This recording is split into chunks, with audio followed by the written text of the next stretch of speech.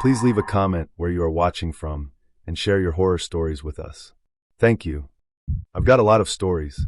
When you work the graveyard shift at a diner in Anchorage, Alaska for 4 years, you see things that are hard to explain to people who haven't lived it.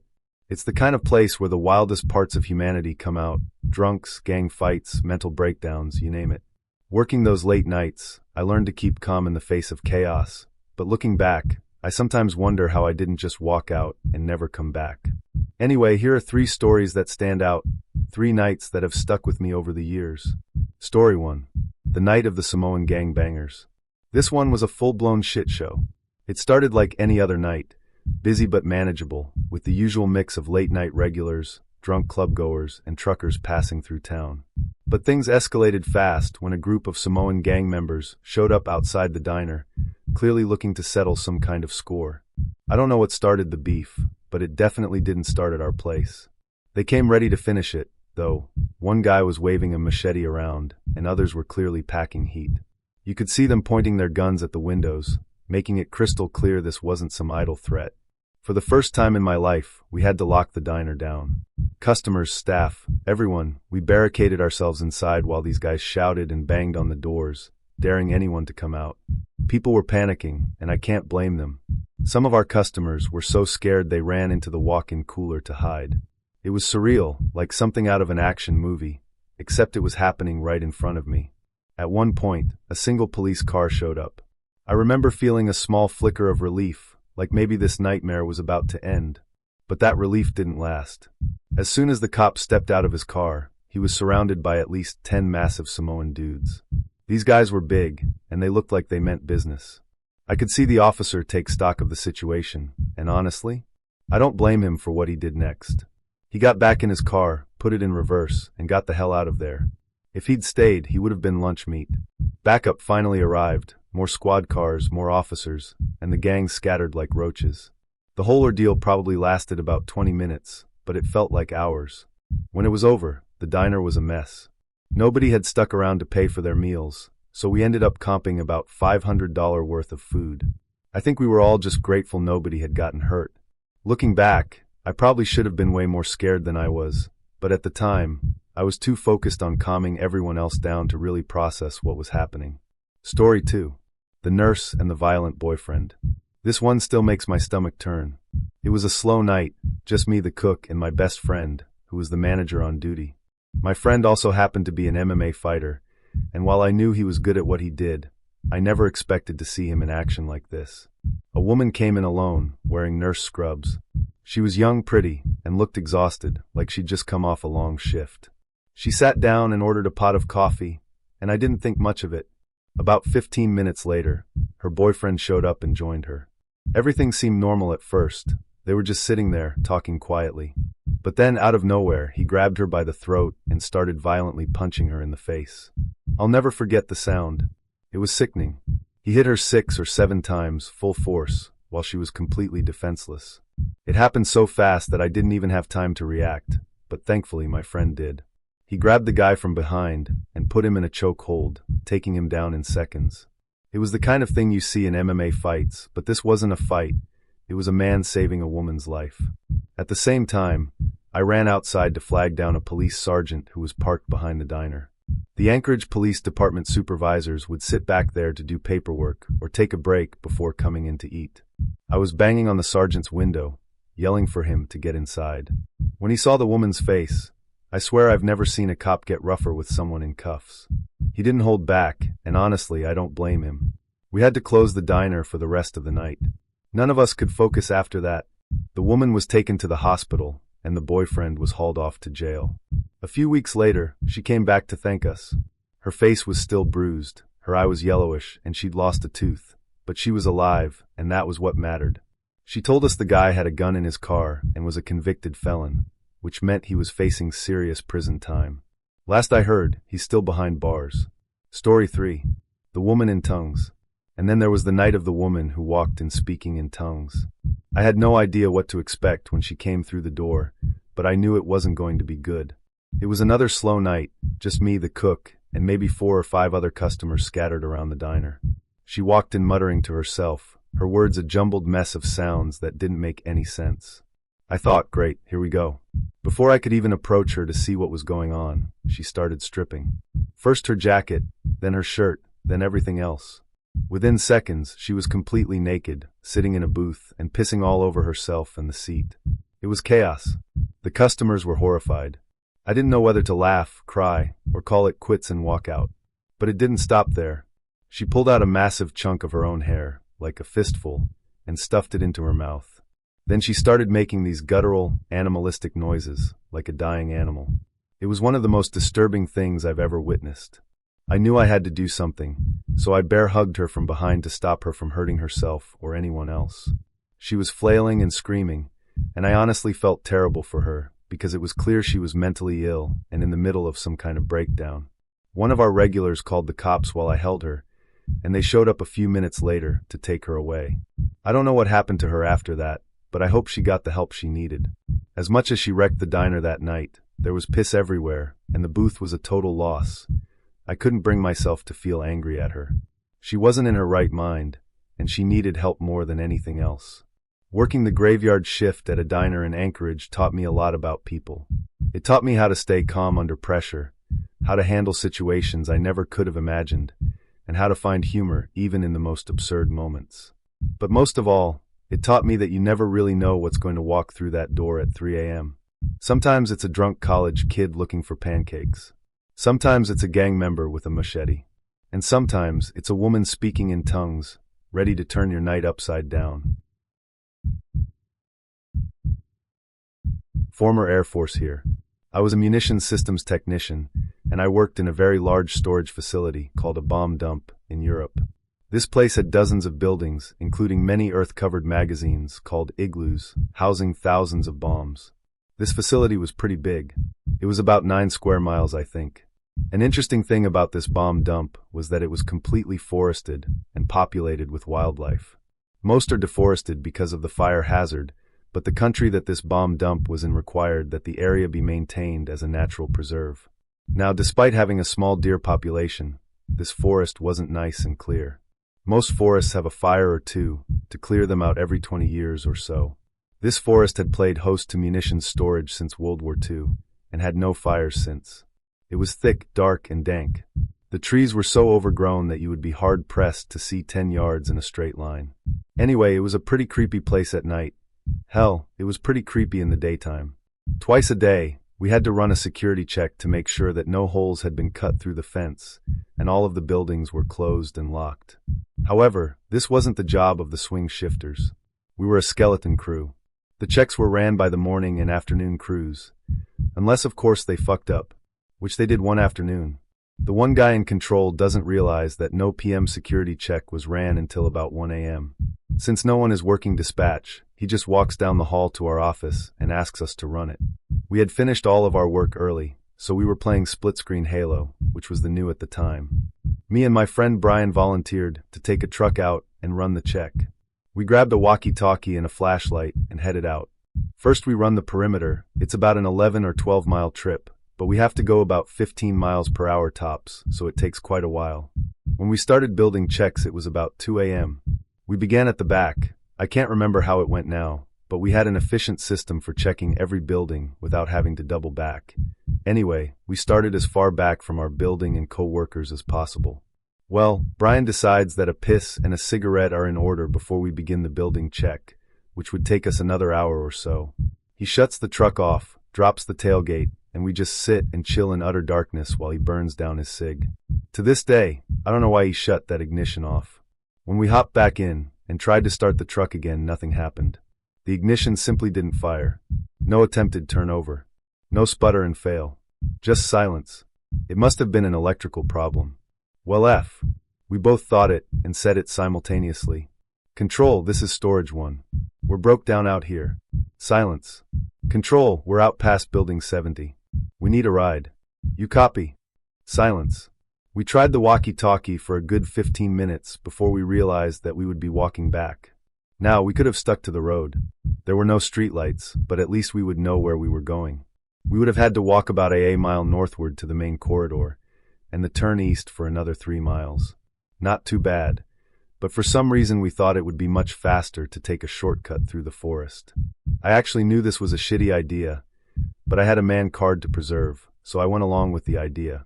No matter what logical idea I came up with for sticking to the road, it always sounded like, I'm a giant wuss when I said it in my head. So I trudged out into the woods with Brian. You'd think that Brian had balls of steel. You'd think that he would shrug of any spooky shit just to save some face. This was all his testosterone-laden idea anyway after all. Well, this wasn't so. Brian was scared shitless about 10 minutes in. Now, I wasn't too scared. I knew it was a bad idea, but I wasn't about to lose it or anything. However, Brian's anxiety was strong and I could sense it, and worse of all, it was getting increasingly contagious. Walking through thick woods is slow. Neither of us had watches on, and our cell phones were back in our lockers. Before we just went off of the clock in the truck, but that truck was a quarter-mile away now. So we had no real idea what time it was. But we were too far into the woods to go back. I knew that we weren't going in straight line. We were meandering about, but I did know that we should have almost been to one of the rows of buildings. It was probably only about 20 minutes since we had left the truck, but it might as well have been hours when we reached the row of buildings. These were old buildings, above-ground brick structures, not the concrete igloos. The above-ground magazines had specially designed roofs that would blow upwards in the event of a catastrophic explosion, minimizing damage to nearby structures. They were also some of the oldest buildings in the bomb dump, little newer than World War II itself. They were ramshacked, rusted, and coated in moss. Inside they were dank and moldy. The only thing we kept in them were plain 82 Malawian Quachas bomb bodies, the least expensive and least sensitive stock that we had. The only saving grace about these buildings was the dim industrial lights over their doorways. While not ideal, the soft orange glow was a welcome break from our flashlight. We started walking down the gravel road that these buildings lined. We passed one, then another, and another. Then, holy fucking shit, Joe. One of the buildings was open. The big steel blast doors were sealed, but the side door for personnel to use was propped open with a rock. Control. This is storage 1. Building 62 is not secure. Silence. Did you get that, Control? Building 62 is open. Silence. I looked at Brian. We have to check this out, right? Though it was too dark to tell, I'm pretty sure Brian went a little pale. Yep. We approached the door like Osama bin Laden was going to jump out with a scimitar and gut us. After all, we didn't have weapons on us. I stuck my head in. Hello. I felt a chill roll over me as I entered. Brian followed. It stunk in the building. It smelled like wet concrete and mildew. I shined the flashlight down a row of bombs. There were hundreds in there.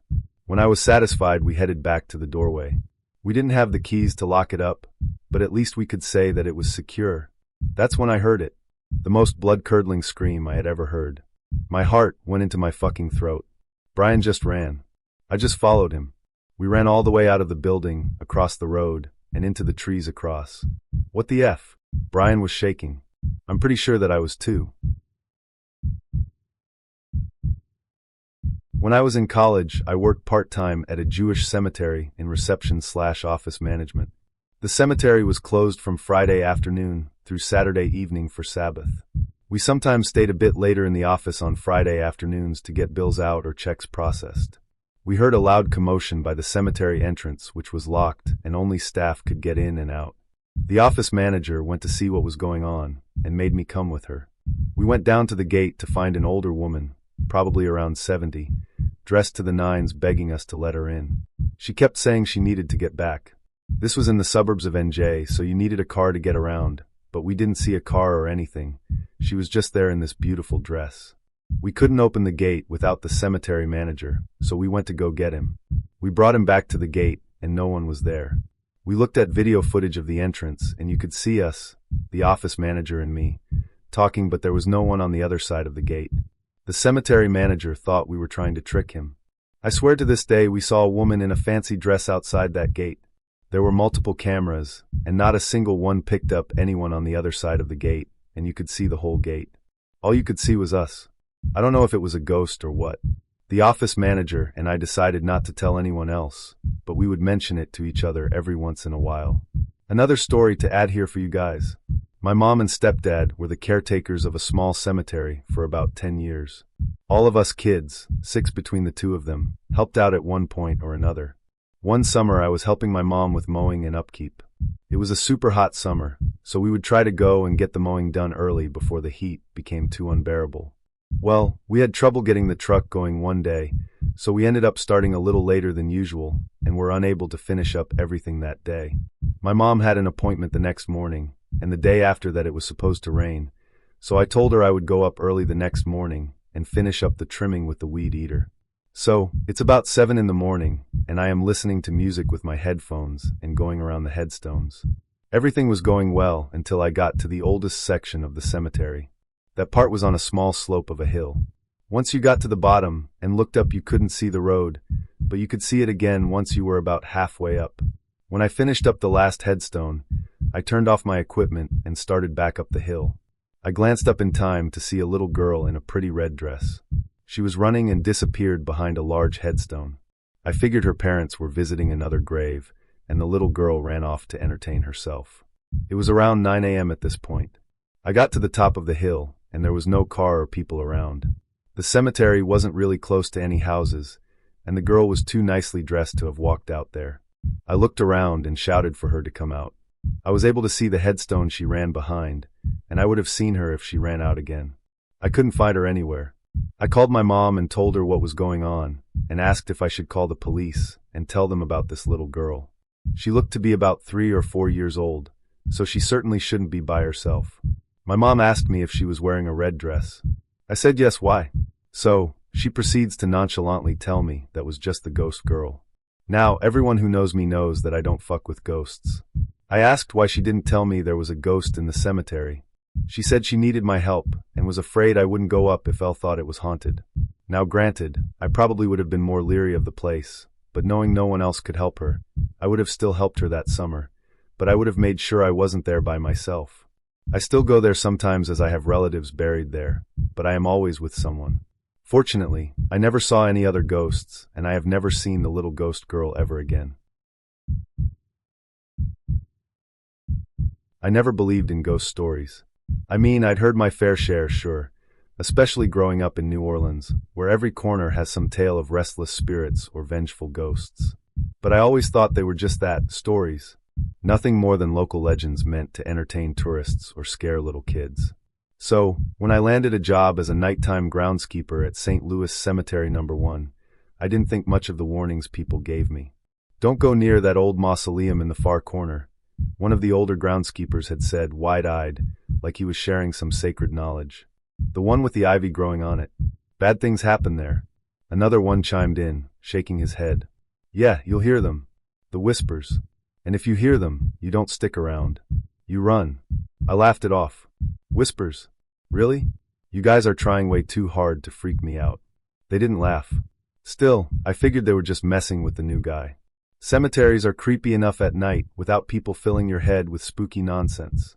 But I'm not one to back down from a challenge, so I told myself I'd prove them wrong. I'd make my rounds, do my job, and leave without any ghost stories to share. The cemetery was eerie at night, I'll give it that. The above-ground tombs cast long, jagged shadows in the moonlight, and the air always smelled damp, like stone and earth. The occasional sound of a crow or the rustling of leaves was enough to make me jump at first, but over time, I got used to it. For the first couple of weeks, nothing out of the ordinary happened. I'd walk the grounds with my flashlight, double-check that all the gates were locked, and head home without incident. It was quiet, almost peaceful, until one night, when I heard the whispers. It was late, sometime after midnight, and I was just about done with my rounds. The cemetery was completely still, the kind of stillness that makes you feel like you're the only person left in the world. I was walking along the path near the far corner of the cemetery when I heard it. At first, I thought it was the wind, a soft, faint sound, like someone exhaling just out of earshot. But then it grew louder, and I realized it wasn't the wind at all. It was voices, whispers.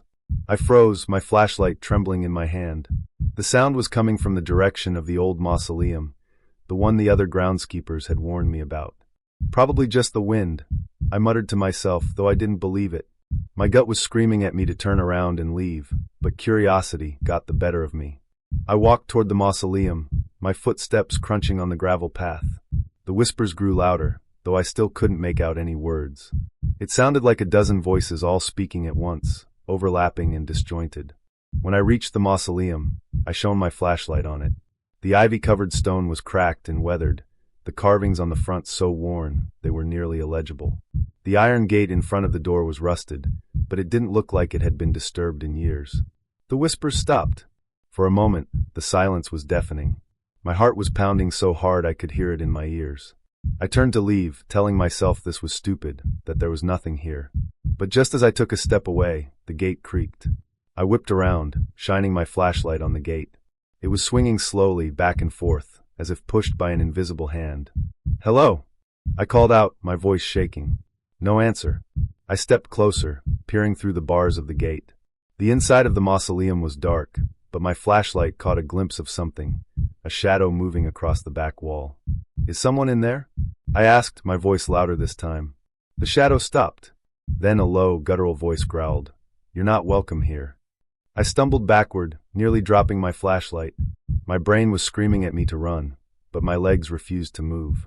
The gate slammed shut with a deafening clang, and the whispers returned, louder and more frantic than before. I finally found my legs and bolted, not stopping until I was out of the cemetery and in my car. My hands were shaking so badly I could barely get the keys into the ignition. When I got home, I told myself it was just my imagination. Maybe the wind had moved the gate. Maybe my flashlight had cast a shadow on the wall. Maybe the voice was, I don't know, some weird echo or something. But deep down I knew better. The next day, I went back to the cemetery to collect my things. I had no intention of staying on as the nighttime groundskeeper, or any kind of groundskeeper, for that matter.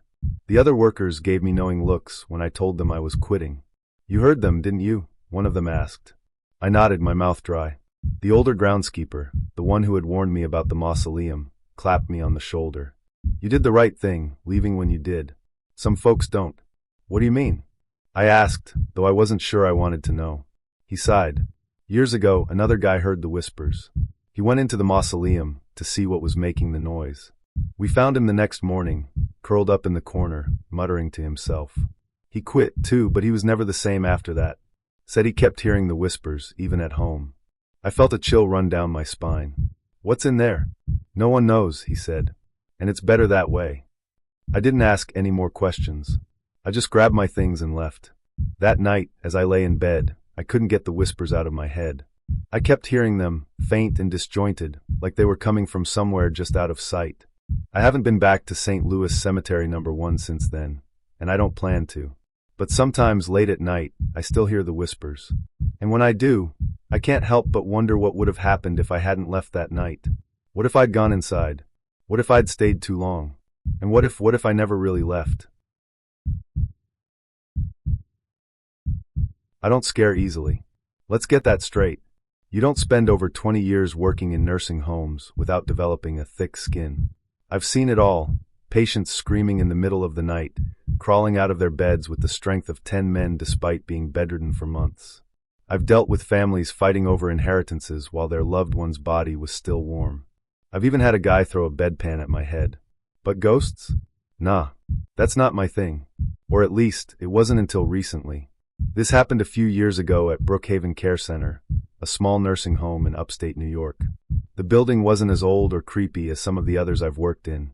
No peeling wallpaper or flickering lights here. It was clean, modern, and honestly kind of boring. At least, that's what I thought when I started. The first time I heard about the laughing boy, I rolled my eyes so hard I thought they might get stuck. One of the younger aides, a sweet kid named Megan, told me about him during my first week. "Have you ever heard him?" she asked, her eyes wide. "Heard who?" I asked, barely looking up from my charting. "The boy. He laughs. Only at night, though, and only on the second floor." I snorted. "Megan, this is a nursing home. The only thing you're going to hear here is snoring, coughing, or maybe someone yelling at their TV. Not kids laughing." She shrugged, looking a little embarrassed. "I'm just saying. A lot of the aides have heard it." I waved her off, more amused than anything else. I figured it was just one of those stories people make up to keep things interesting during the night shift. I didn't think much about it after that, at least, not until I started hearing it for myself. It was about 2 weeks later, during one of my overnight shifts. The nursing home was quiet, as it usually was after midnight. Most of the residents were asleep, and the ones who weren't were either watching TV on low volume or muttering to themselves. I was finishing up my rounds on the second floor when I heard it. A laugh. It was faint, but clear, a high-pitched giggle, like a little boy trying to stifle his laughter.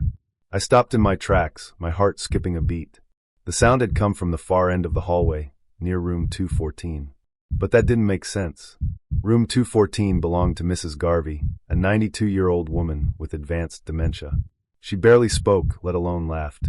I shook my head, telling myself it was nothing. Maybe one of the residents had left their TV on, or maybe it was just the wind. Yeah, the wind. That's what I told myself, anyway.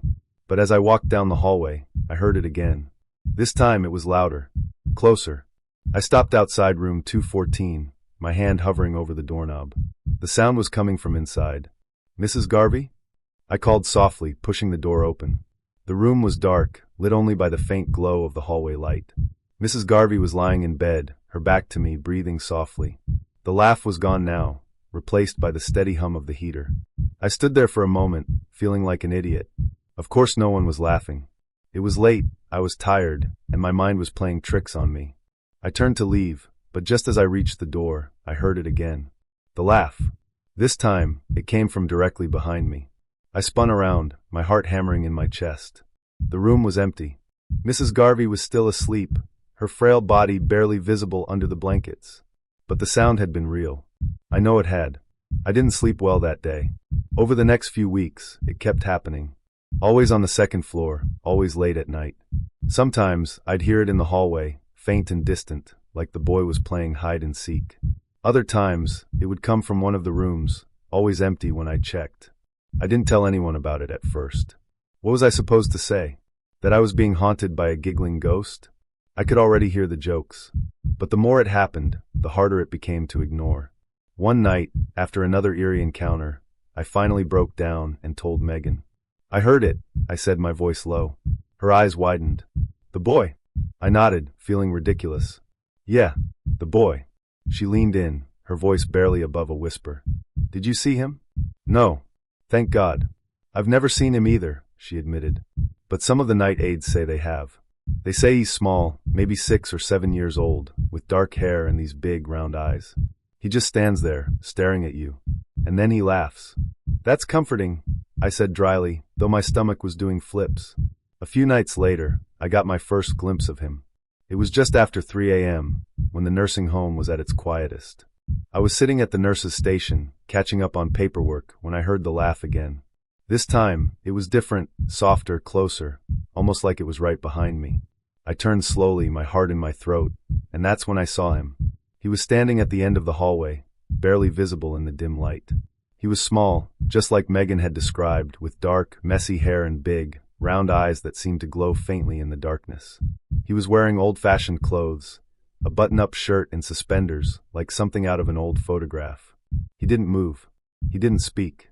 He just stood there, staring at me. And then he laughed. It was the same high-pitched giggle I'd been hearing for weeks, but this time, it sent a chill racing down my spine. I couldn't move, couldn't breathe. I just sat there, frozen, as he turned and walked down the hallway, disappearing into the shadows. When I finally found the courage to stand, I hurried to the end of the hallway, my heart pounding. But there was no one there. Just an empty hallway, and the faint hum of the air conditioning. The next morning, I went to the administrator's office and asked about the history of the building. I didn't tell her why I was asking, just that I was curious. She frowned, flipping through some old records. Well, the building was originally a family home back in the 1920s, she said. It was converted into a nursing home in the 60s. Why? No reason, I said quickly. But I couldn't stop thinking about it. Who was the boy? Was he connected to the family that had lived here? Was he stuck here? I've always believed in God. That's not something I hide or shy away from. Faith was what got me through some of the hardest years of my life. Raising 3 kids alone after my husband passed, working double shifts in hospice care, and sitting with patients as they took their final breaths. Doing what I did for so many years, you learn to see death not as an enemy, but as a companion. A natural part of life. But what I saw in room 7, that wasn't natural. Not by any stretch of the imagination.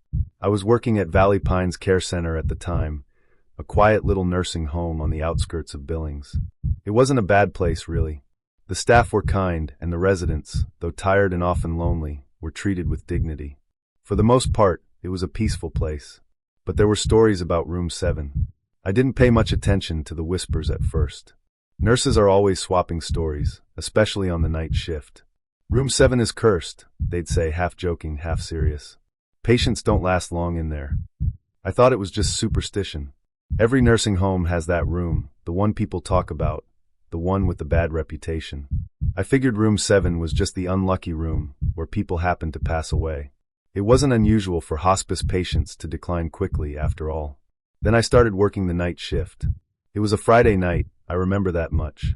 The air outside was bitterly cold, and the wind was howling through the cracks in the old windows like a living thing. Most of the residents were asleep, and the halls were quiet except for the faint hum of the heaters. I was making my rounds, checking on each patient, when I noticed something strange. The light in room 7 was on. That wasn't unusual in itself. Some residents preferred to sleep with the light on, but the room was supposed to be empty. The last patient in room 7, Mr. Caldwell, had passed away earlier that week, and the room hadn't been reassigned yet. I frowned, walking down the hall toward the room. The soft glow of the overhead light spilled out into the hallway, and as I got closer, I swear I felt the air grow colder. "Hello," I called out, more to reassure myself than anything else. No response. I pushed the door open slowly, my heart beating a little faster than it should have. The room was empty, just as I expected. The bed was stripped, the mattress bare, and the furniture had been pushed to one side of the room for cleaning. But the light was definitely on. I reached for the switch, my hand trembling slightly.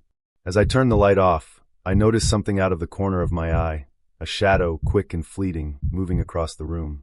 I spun around, my breath catching in my throat. But there was nothing there. "Evelyn, you're imagining things," I muttered to myself, shaking my head. I left the room, pulling the door shut behind me, and continued my rounds. But I couldn't stop thinking about it. It happened again the following night. I was walking past room 7 when I saw it. The light was on again, spilling out into the hallway like a beacon. My stomach twisted. I knew I had turned it off the night before. This time, I didn't call out. I just opened the door and stepped inside, my pulse pounding in my ears. The room was the same as before, empty, cold, silent. But as I stood there, I noticed something strange. The air felt heavy, like there was a weight pressing down on my chest. And then faintly I heard it, a voice. It was soft, almost a whisper, and I couldn't make out the words. It sounded like it was coming from the far corner of the room, where the shadows were deepest. My throat went dry as I took a step closer. "Is someone there?" I asked, my voice trembling. The whisper stopped. The silence that followed was deafening, and I felt a cold shiver run down my spine. I backed out of the room, closing the door behind me, and hurried back to the nurse's station. I didn't go near room 7 for the rest of the night. The next morning, I told one of the other nurses, Joanne, about what had happened. She gave me a strange look. "You've only just started noticing it?" she asked. "Noticing what?" She hesitated, glancing around to make sure no one else was listening. "The light turns on by itself. Always has. And the whispers? You're not the first to hear them." I stared at her, my stomach sinking. "Why doesn't anyone talk about this?" Joanne shrugged. "People don't like to think about it. We've had priests come in to bless the room, but nothing changes. Whatever's in there, it doesn't want to leave." I didn't know what to say. I'd always believed in spirits, in souls moving on to the next life, but this felt different. Darker. The last time I went into room 7 was about a week later. Another nurse, Clara, had called out sick, so I was covering her shift. Around 2:30 in the morning, one of the residents, Mrs. Nguyen, called out from her room. "The light," she said, her frail voice trembling. "It's coming from the room." I knew exactly what she meant. Taking a deep breath, I made my way down the hallway. The light was on again, brighter this time, almost blinding. I pushed the door open, and what I saw still haunts me. The room was bathed in an eerie, golden glow. And in the center of the room, standing by the bed, was a figure. It was indistinct, more shadow than substance, but its presence was undeniable. It turned toward me, and though it had no features, I felt its gaze pierce through me. My knees went weak, and for the first time in my life, I felt true fear. I don't remember running out of the room, but the next thing I knew, I was at the nurse's station, trembling and gasping for breath. I left Valley Pines not long after that. I told myself it was time to retire, but the truth was I couldn't stay. Not after what I had seen. I didn't believe in ghosts or curses or any of that nonsense. Still don't really. I'm not one for superstition. I like things I can see, measure, and explain. That's why I went into nursing. It's practical, very hands-on, and rooted in science. But what happened at Ridgeway Manor still makes me wonder most nights now. Ridgeway was my first job out of nursing school. It wasn't where I pictured myself working, but I needed the experience, and the pay was decent for a small-town facility.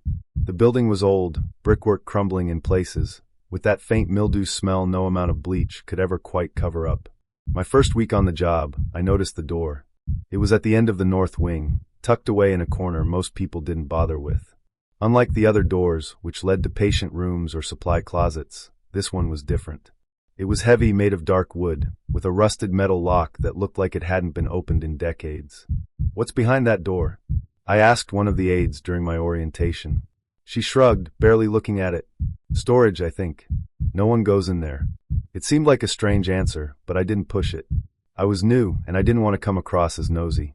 But over the next few weeks, I couldn't stop thinking about that door. Every time I walked past it, I felt uneasy, like it was watching me. The nursing home had its quirks, like any old building. The lights flickered occasionally, the pipes groaned in the walls, and sometimes you'd hear strange noises at night, scratches, bangs, whispers. I chalked it up to the building settling or the wind howling through the cracks. But the noises always seemed louder near the locked door. One night, during a particularly slow shift, I made the mistake of asking about it again. "You really don't want to know," said Helen, one of the night nurses. She was in her 50s, with sharp eyes and a no-nonsense attitude.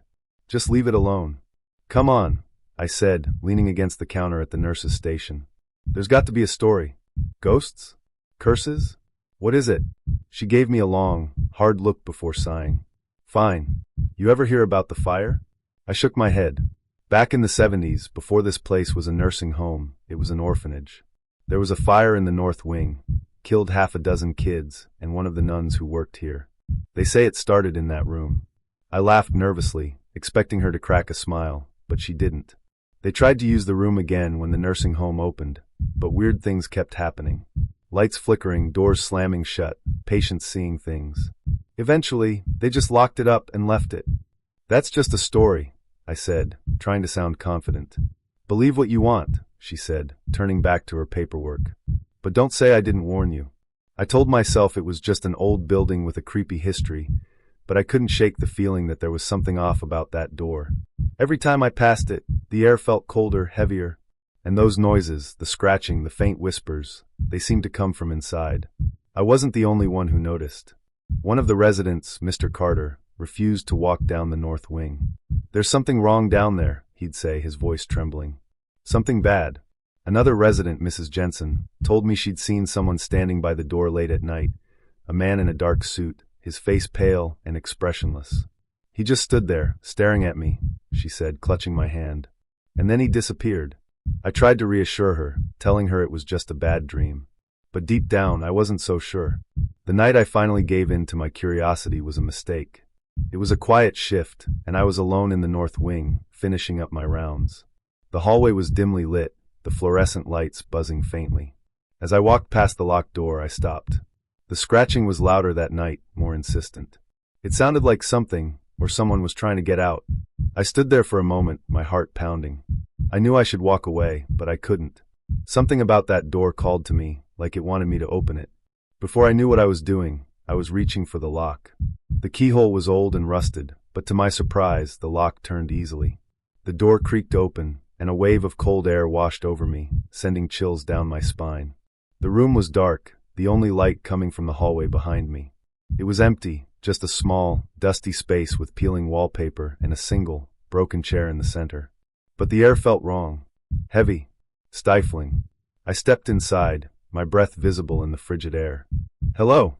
I called out, my voice echoing in the silence. The door slammed shut behind me. I spun around, my heart leaping into my throat. The hallway was gone, replaced by darkness so thick it felt like it was pressing in on me. I reached for the door, but my hand froze as I heard it. A laugh. It was soft at first, barely audible, but it grew louder, echoing around the room. It wasn't a child's laugh, or even an adult's. It was distorted, warped, like something trying to imitate a laugh, but getting it all wrong. I stumbled back, my chest tightening as the sound grew louder. And then I saw it. A figure, barely visible in the darkness, standing in the corner of the room. It was tall and thin, its limbs too long, its head tilted at an unnatural angle. Its eyes glowed faintly like embers, and its mouth twisted into a grin that stretched too wide. I couldn't move. I couldn't breathe. All I could do was stare as it took a step toward me, its laughter filling the room. And then the lights flickered back on, and the door creaked open. I staggered out into the hallway, gasping for air. The door slammed shut behind me, the lock clicking into place. I quit Ridgeway Manor the next day. I told the administrator it was for personal reasons, but the truth was I couldn't stay. Not after what I'd seen. I don't know what was behind that door, and I don't want to know. But sometimes late at night, I still hear that laugh. Soft, twisted, wrong, and I pray it stays locked away.